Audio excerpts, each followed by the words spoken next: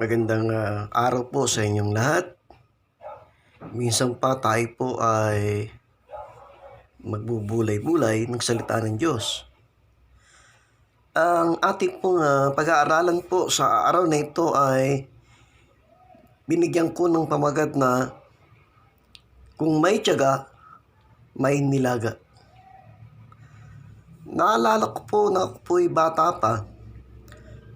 Ako po ay madalas na napagsasabihan po ng aking magulang. Ang sabi sa amin, kung gusto nyong umangat sa buhay o yumaman, dapat magsumikap kayo, pagtiyaga kayo. Dahil kung may tiyaga, may nilaga. Yun po ang madalas na sinasabi ng aming mga magulang. Naalala ko po, mayroon pong isang tao na mahirap lamang. Ang pangalan po niya ay si Mariano K. Si Mariano K po ay isa pong simpleng tendera po na isang butika diyan po sa Bangbang noong panahon po ng World War II. Nang matapos po ang World War II ay hindi na po nagtinda itong si Mariano K. Bagkus yung pong natitirang pera niya na 100 piso ay ibinili niya ng isang bote ng tabletas kung saan ang pangalan po ng gamot na ito ay Sulfatisol. Ang Sulfatisol na ito ay kung tawagin nung panahon po ng World War II ay miracle drug. Dahil pag ito po ay pinahid mo sa sugat mo ay madaling natutuyo. Naalala ko po, medyo inabot ko po itong gamot na ito nang ako po ay mga nasa elementary. Na pag ako po ay nakakaroon po ng sugat, nasusugatan, dinuduro ko po itong Sulfatisol at pinapahid ko po sa sugat at madaling natutuyo naman ang aking mga sugat.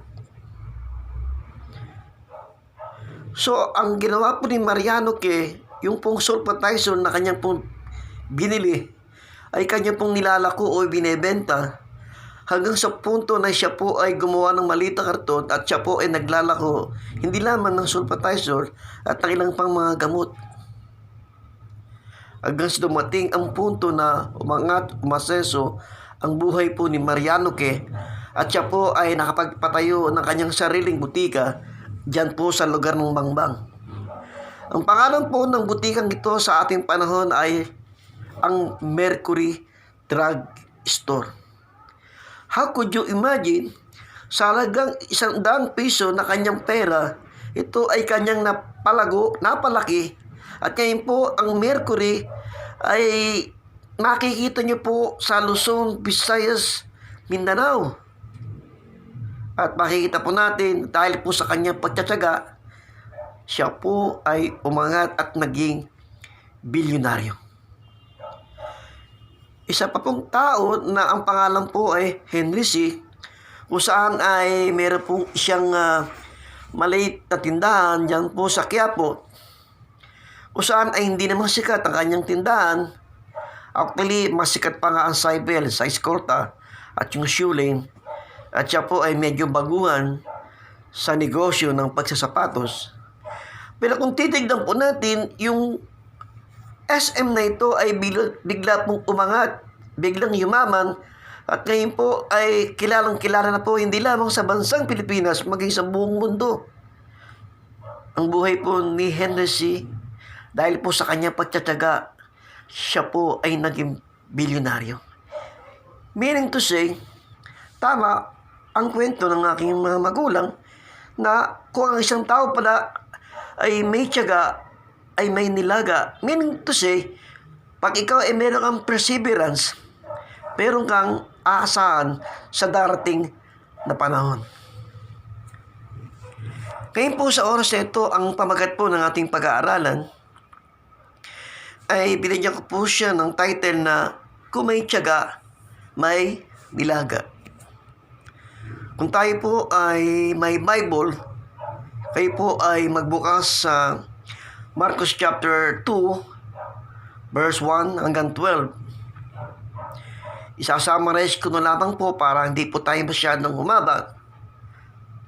Ang sabi po dito, nang si Jesus po ay bumalik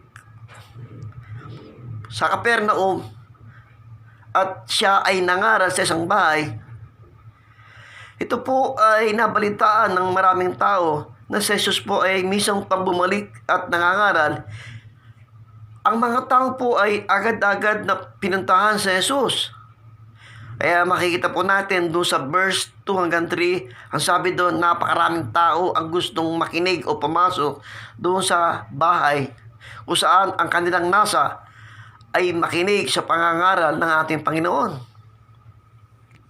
Sana po, ganyan po ang ating maging attitude o ugali. Pag tayo po ay nakakabalita na mayroong gawain, may nangangaral, dapat gayahin po natin yung mga tao na sabik na makinig sa mensahe ng Panginoon. So makikita natin sa dami ng tao at sa dami ng gustong pumasok doon sa bahay kung saan si Jesus ay nangangaral, ay hindi na po makapasok ang mga tao.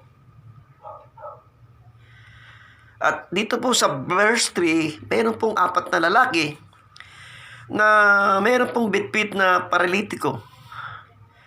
Itong 4 na lalaki na ito, kung titignan po natin, ay talagang masyadong mapagmahal sa kanyang kaibigan, sa kanilang kaibigan. Dahil hindi po magtsatsaga o magbibigay ng panahon o oras ang 4 na lalaki ito, kundi nila mahal yung kanilang kaibigan na ito o kapitbahay na paralitiko.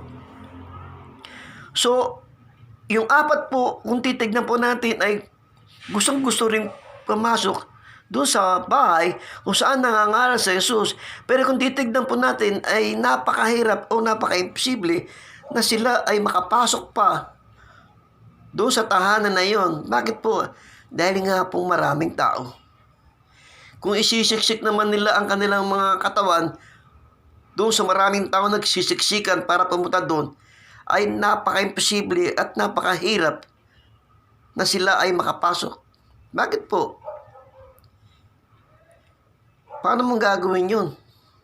Kung yung solong katawan mo, pag pumunta ka doon sa bahay na yon, at sa dami ng tao ay nahihirapang pumasok, how much more na 4 kayo na may bitbit pang paralitiko at buhat-buhat nyo, talagang napakahirap. At dito po sa verse 4 hanggang verse 5, makikita po natin, no, nakalapit doon sa tabi ng bahay yung 4. At di naman sinabi ng author kung saan dumaan, basta ang nabasa na lamang natin, nandoon na sa may tabi ng pintuan yung 4. So, nang papasok na po yung 4 kasama ang paralitiko, nakita nila at napansin na wala pa rin silang papasukan dahil punong-puno pa rin ng tao. Wala pa rin silang madaanan. Basahin po natin. Grabe. Sobrang tiyaga ng 4 na ito. Ang tindi ng kanilang pong concern o pagmamahal sa kanilang kaibigan o kapatid marahil sa pananampalataya. Sana ganyan tayong mga mananampalataya o mga Kristiyano. Dapat ipakita po natin yung ating concern sa ating ilang mga kaibigan o kapatid na magkaroon po sila ng tinatawag na kagalingan o kaayusan sa kanilang mga sarili. So makita natin, hindi pa rin tumigil yung 4. Ano ang ginawa ng 4? Siguro nag-ikot-ikot yung 4 at nanghiram ng hagdanan kung saan ang kanilang pong last option para po sila makapasok ay pumanik doon sa bubong. Nang sila po ay makapanik na sa bubong, ang tanong, wala pa rin silang dadaanan doon. Wala namang pintuan doon, wala namang bintana. At yung bubong na yon ay hindi naman po yari sa kahoy o sa yero, kundi ito ay yari sa bato. So paano mo ilulusot yung paralitiko at saan dadaan yung 4? Sabi po ng verse 5, verse 4, sila po ay kumuha po ng sinsil at martilyo at sininsil po at binutasan yung bubong. How could you imagine that? Hindi tumigil,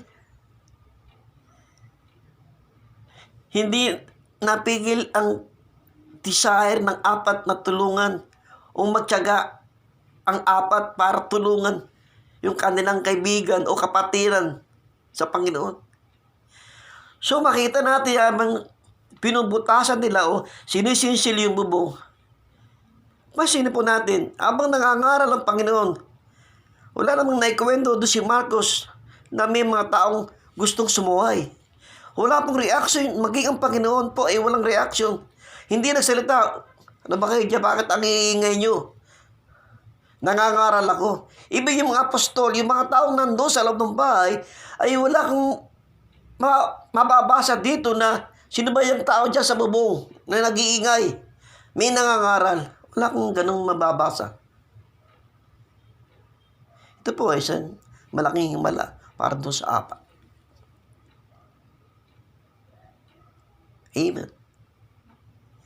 Nang mabutasan na po ng apat na lalaki yung bubong, so inihulog yung paralitiko kasama silang bumaba. Nung nakababa na po yung paralitiko kasama yung apat, sabi po ng Panginoon sa verse 4, nakita ng Panginoon ang kanilang pananampalataya. Jesus sees their faith. At ang sabi po ng Panginoon doon sa lalaking paralitiko, "My son, your sins are forgiven."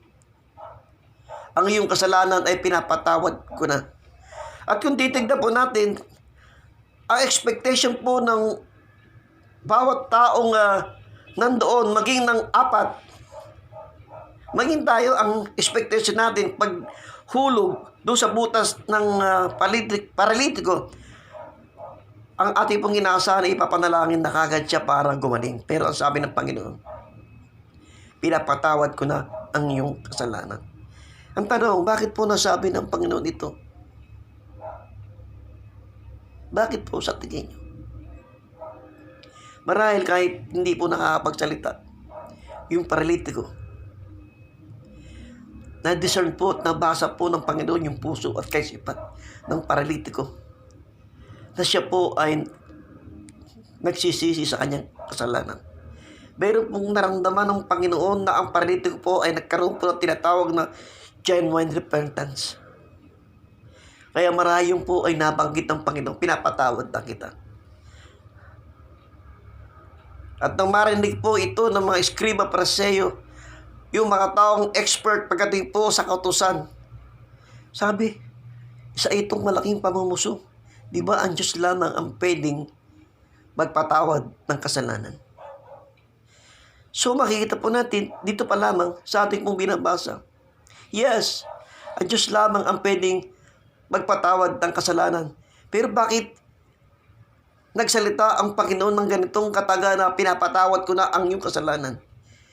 Bakit po? Dito po ay pinapatunayan at pinakikita ng salita ng Diyos na si Jesus ay hindi lamang basta tao o ordinaryong tao. Siya ay tao. Nagkatawang tao. Siya ay Diyos na nagkatawang tao. He is the Son of God. And He is God. And He has the authority to forgive our sins. At sinabi po ng Panginoon doon sa paralitiko, tumayo ka, lumakad ka. So gumaling po yung paralitiko. Bumalik po sa normal ang kaligayan ng paralitiko. At makikita po natin mga magulang kapatid, bakit po nangyari na nagkaroon po ng kalutasan, nagkaroon po ng kagalingan yung paralitiko. At yun po ay dahil po sa pagtsatsaga ng apat na yun.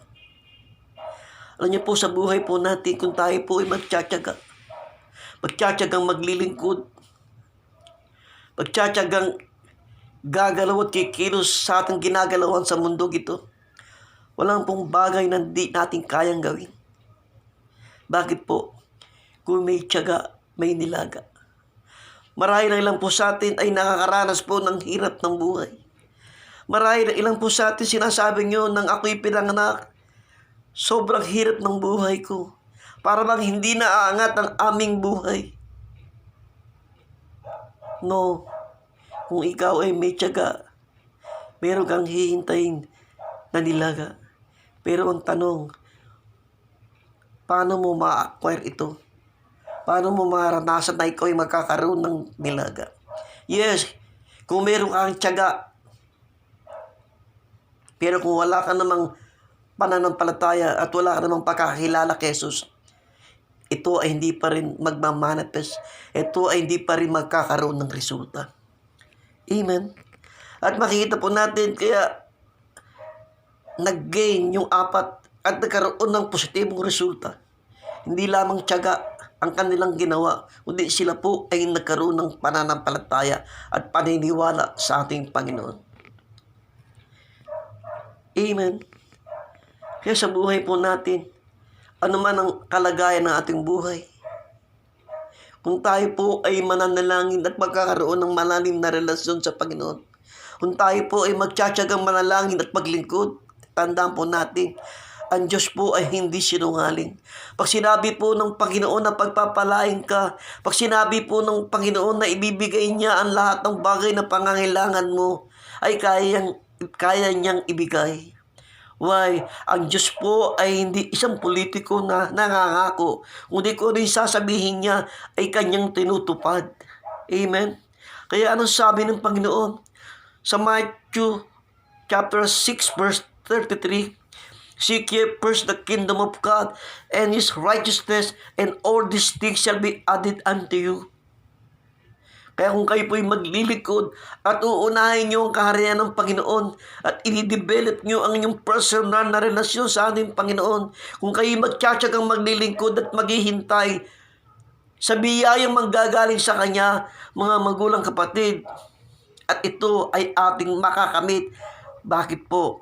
Sapagkat ang ating Diyos ay hindi po sinungaling.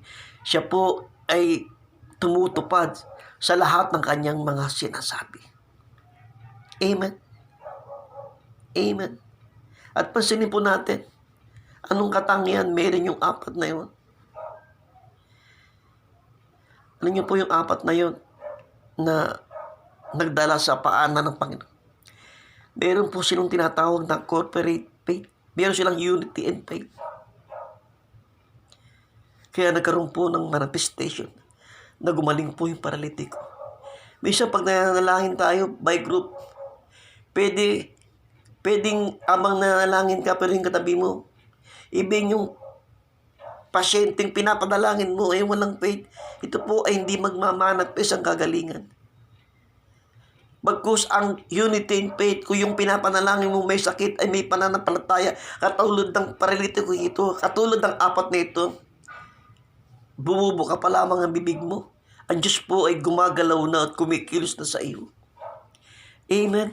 Kaya kung ang lahat ng bawat membro ng bawat simbahan ay may pananampalataya na ang lahat ng bagay ay magkakaroon ng solusyon sa kanilang mga kabigatan, ito po ay magkakaroon ng kaganapan. Why? Because there's power in unity of faith. Amen. Amen. Praise God. Nawa sa maiksing mensahe na ibinigay ko sa inyo, ay meron po tayong matutunan na kung may tiyaga, may nilaga. Magtiyaga po tayong maglingkod. At kung ikaw ay mayroong munting negosyo na maliit pa lamang, huwag kang mainip. Magtiyaga ka na lang. Magtiyaga ka. At ikaw ay mayroong hihintayin pagdating ng panahon. Amen. Nawa sa mga taong ngayon po ay nanonood at nakikinig ng mensahe ng Panginoon, ito ang aking pinapaabot sa iyo. Pag ikaw ay dumadalo sa mga bahay-sambahan, huwag kang mainip. Magtiyaga ka ng makinig. Magtiyaga kang manalangin. Dahil sa iyong pagtitiyaga, pananalangin, ito po ay magkakaroon po ng bunga pagdating ng Panginoon. Pagdating ng panahon. Amen. Amen. Amen. Nawa, sa maiksing mensahe na ito, mayroon po tayong mapulot na lesson sa ating pong mga buhay. Nawa yung mga hindi pa tumatanggap o kumikilala sa ating Panginoon, ito po ang panahon na tayo po ay kumilala sa Kanya. I-establish po natin ang ating relasyon at talikuran po natin ang ating lahat ng ating mga kasalanan at tayo po ay sumunod sa Kanyang kalooban. Kasi po kahit po tayo napakasipag at kahit po tayo sobrang tiyaga, kung wala ka namang personal na relasyon sa ating Panginoon, mawawalan pa rin ng kabuluhan ang lahat ng ating pagtsatsaga. Faith without action is dead. Amen. Amen. Salamat po sa inyong lahat.